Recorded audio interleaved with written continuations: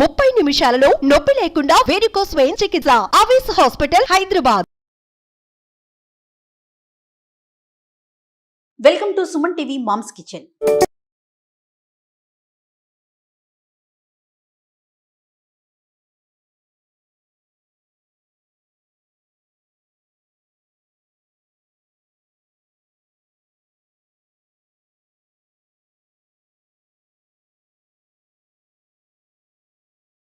నమస్తే రమ్మగారు. నమస్తే జయ.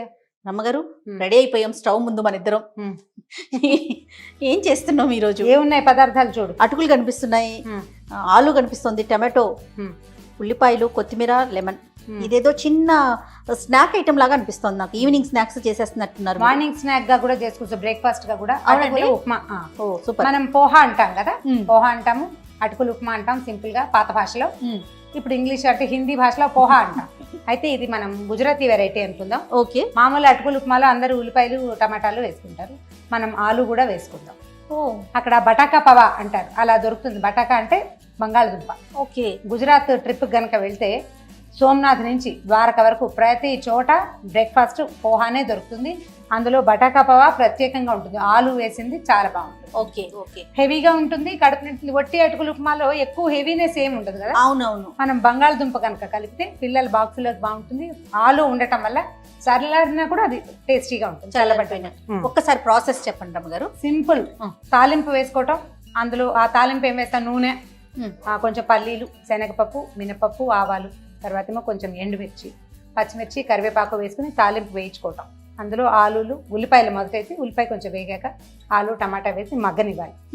అది మగ్గిపోయాక మనం ఎప్పుడైతే తిరగమాత పెడతామో అప్పుడే అటుకుల్ని శుభ్రంగా నీళ్ళు పోసి కడిగేసుకోవాలి. ఇది సుమారుగా మనం ఏంటంటే ఒక ఆ మాత్రం గ్లాసు చేసామనుకో ఒక ముగ్గురికి సరిపోతుంది.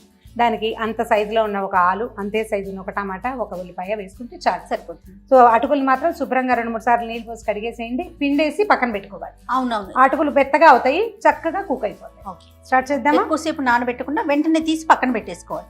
కడిగేసి పిండేసేయటమే అనమాట. అంతే. పాత్ర పెట్టుకుందాం. కాస్త పాత్ర, మనం అటుకులు ఇందులోనే వేసి కలుపుతాం కాబట్టి దానికి సరిపడా పాత్ర పెట్టుకోండి. ఎక్కువ చేసేటట్టు ఇంకా పెద్ద పాత్ర. ఓకే. కాదు రమ్మగారు, కొంచెం తేలిగ్గా కూడా ఉంటుంది కదండి. తేలిగ్గా ఉంటుంది, తొందరగా అయిపోతుంది. మన దగ్గర ఇడ్లీ పిండి, దోశ పిండి ఏమీ లేవనుకో, రవ్వ ఉప్మా కాకుండా రోజు రవ్వ ఉప్మా ఏం తింటాము అని అనిపిస్తే ఇది ఒక వెరైటీగా చేసుకోవచ్చు. ముందు ప్రధానంగా ఒక వేరే పదార్థం. అవును. రెగ్యులర్ రవ్వ ఉప్మా కాకుండా. అంతే. ఉప్మాలో అంటే ఇన్ని వేయలేకపోతాం, ఆలు ఇవి అంతా అంటే రెగ్యులర్గా మనం చేసుకునేటప్పుడు ఎప్పుడో. కానీ ఇందులో అయితే మనం కొంచెం ఆలు, టమాటో అన్ని వేసుకోవడానికి అవకాశం కూడా ఉంటుంది. ఉప్మాలో ఇంతకంటే ఎక్కువ వేయచ్చు. నువ్వు ఉప్మాలో బీన్స్ వేసుకోవచ్చు, క్యారెట్లు వేసుకోవచ్చు, గ్రీన్ పీస్, బఠానీలు ఉంటే వేసుకోవచ్చు, అండ్ ఉప్మాలో స్ప్రౌట్స్ వేసుకోవచ్చు. ఏమైనా చేయొచ్చు. వెజిటబుల్ ఉప్మా ఇంకోసారి చేసి చూపిస్తాం డెఫినెట్గా. ఓకే. ఓకే. నూనె వేడెక్కుతుంది, అన్ని పల్లీలు, ఇంతకంటే చాలా ఎక్కువ వేయద్దు. పటాపటా అంటుంటే విసుగ్గా ఉండొచ్చు. అవును. ఓకే. శనగపప్పు. ఇది ఏంటంటే మన వస్తువుకి అనుగుణంగా మనం తాలింపు గింజలు చూసుకోవాలి, అవి ఎక్కువ ఇవి తక్కువ కాకుండా. ఓకే. ఇవి కొంచెం వేగాక మన ఆవాలు, బుజ్జి ఆవాలు, అవి మొత్తం బయటకు వచ్చేస్తామంటే పోపు కూడా మనం కావాల్సినంత ఎక్కువ మన అలవాటు ప్రకారం వేసుకోవచ్చు.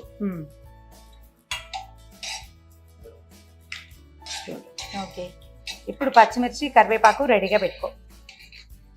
ఉప్మాలో అల్లం వేసుకుంటాం ధారాళంగా, దీనికి అంత అల్లం అవసరం ఉండదు. దీంట్లో పసుపు వేసుకుంటారు చాలా మంది, కలర్ బాగుంటుంది అనమాట వాళ్ళ అలవాటుని బట్టి. అవును. మనం టమాటా వేస్తాం కదా అని అనుకుంటే కనుక రెడ్గా అవుతుంది.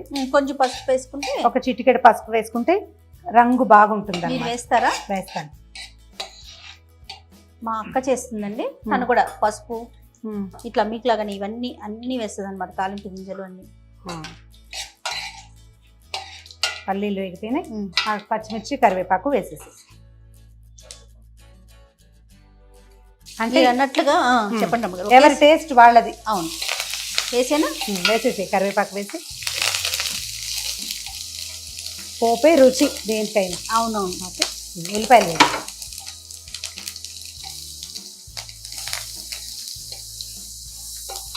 కమ్మటి వాసన, పోపు వాసన. అవునవును.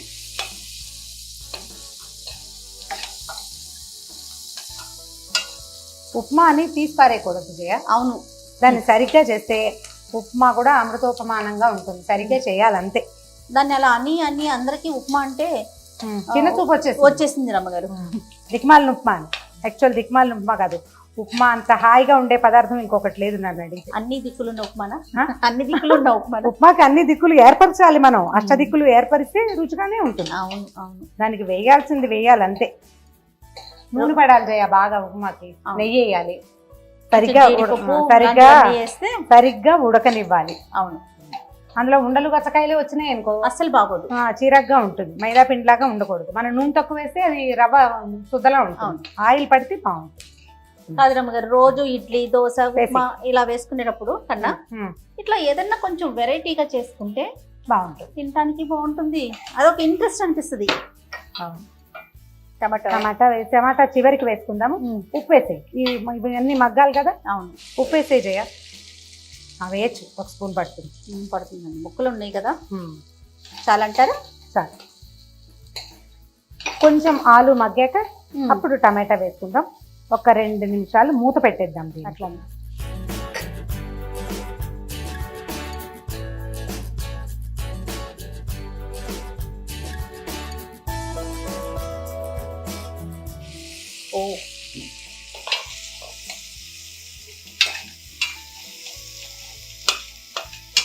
ఆలు ముక్కలు మగ్గినాయి కదా.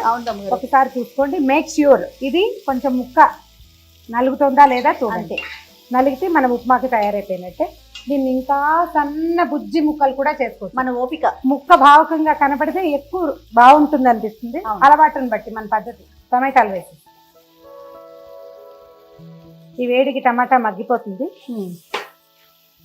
టమాటా ఆప్షనల్, మనకు కావాలంటే వేసుకోవచ్చు, లేకపోయినా పర్వాలేదు. కలర్ఫుల్ గా కనిపిస్తుంది రమ్మగారు. అవును, కలర్ఫుల్ గా కనిపిస్తుంది. కొత్తిమీర వేస్తావా? మొత్తం వేసేసి పట్టేస్తుంది.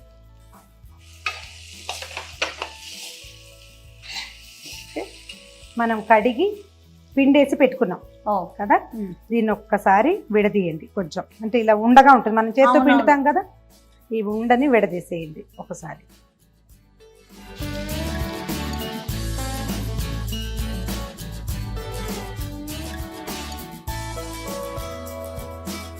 కొత్త బియ్యం వచ్చిన రోజుల్లో వడ్లు వస్తాయి కదా. అవునండి. అప్పుడు ఊళ్ళల్లో అటుకులు కొట్టించుకుంటాం.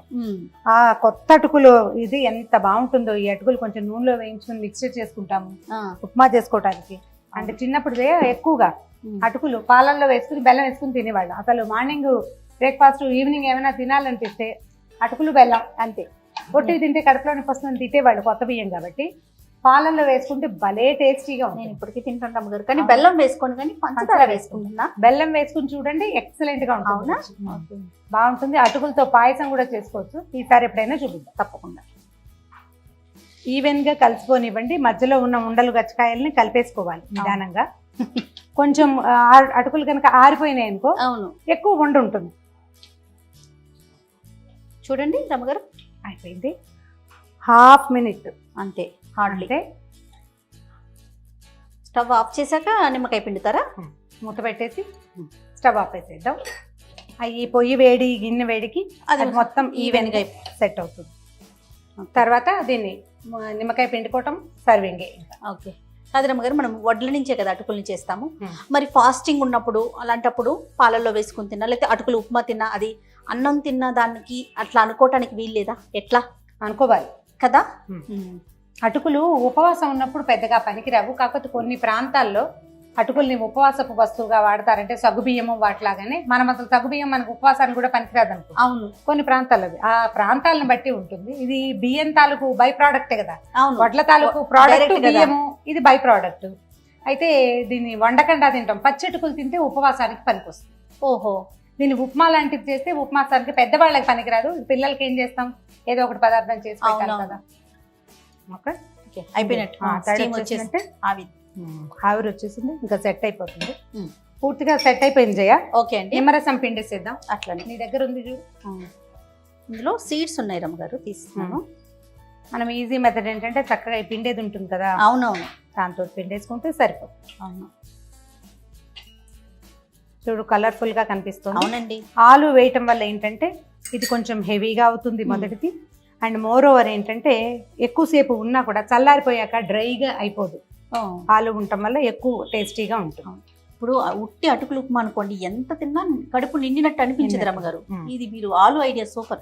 అయితే ఇందులో మనం ఇంకో పని చేయొచ్చు, దీన్ని ఇంకా గార్నిషింగ్ కి అంత క్యారెట్ కోరు పైన చల్లేస్తే అది కూడా ఇంకో కొంచెం కలర్ఫుల్ గా ఉంటుంది. పిండేసి స్టవ్ ఆపేసాం కదా.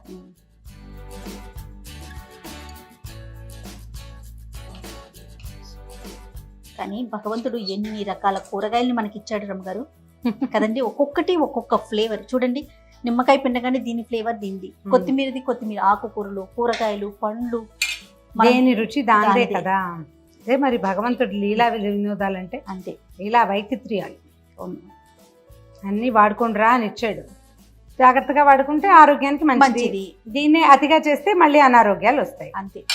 బౌల్లో పెట్టుకుందామా? అలానే మన అటుకుల బౌల్లోకి దీన్ని షిఫ్ట్ చేసేద్దాం.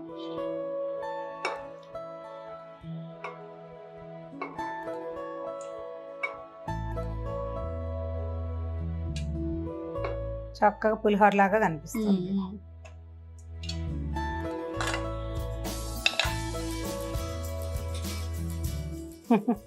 ఇది అటుకుల upma. Thank you so much. దీన్ని ఏమన్నా బటాకా పవా. ఓ బటాకా బావా బాగుంది, పేరు కూడా ఇంకా బాగుంది. ఎందుకంటే ఆలూలు వేసాం కాబట్టి. అవును అవును అంతే. మనమైతే చక్కగా అటుకుల ఉప్మా అనుకుంటాం.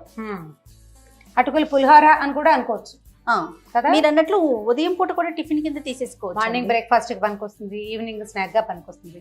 రాత్రి పూట ఒకవేళ ఉపవాసం ఉండి అంటే ఒంటి పొద్దు ఉంటారు కదా, వాళ్ళకి ఓకే.